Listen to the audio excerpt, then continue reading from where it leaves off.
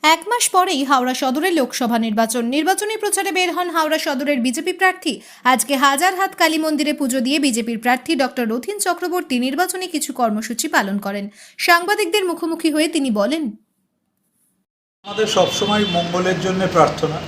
আমরা চাই শক্তিশালী ভারত হোক, ভারত এগিয়ে চলুক এবং তার সঙ্গে সন্ত্রাস মুক্ত, চোর মুক্ত, বিপদ মুক্ত, মায়েরা বোনেরা সুরক্ষিত এবং আগের সেই গৌরবযুক্ত বাংলাকে দেখতে চাই। নরেন্দ্র মোদীজির যে উন্নয়নের যাত্রা শুরু হয়েছে সেই ট্রেনের সঙ্গে, সেই বুলেট ট্রেনের সঙ্গে আমরাও একটা সংযোজিত হয়ে বাংলার উন্নয়ন দেখতে চাই। প্রথম দফা থেকেই ভারতীয় জনতা পার্টি অবিসংবাদিতভাবে এগিয়ে যাবে এবং পরবর্তী যত পর্যায়ে এগোতে থাকবে তত পর্যায়ে বিরোধী যারা রয়েছেন সেই শক্তিরা অপ্রাসঙ্গিক হয়ে পড়বে। এটা প্রশাসনিক ব্যাপার হলেও এটা নিশ্চিত যে বারবার বহু জায়গায় নানা রকম সন্ত্রাস লক্ষ্য করা গেছে।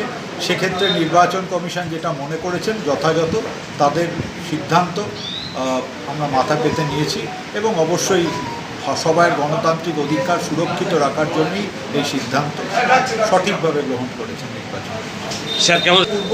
এবং আমরা মনে করি মানুষ পরিবর্তনের জন্য মুখিয়ে আছেন, সন্ত্রাসমুক্ত বাংলা দেখার জন্য মুখিয়ে আছেন, তোলাবাজি মুক্ত বাংলা দেখার জন্য মুখিয়ে আছেন।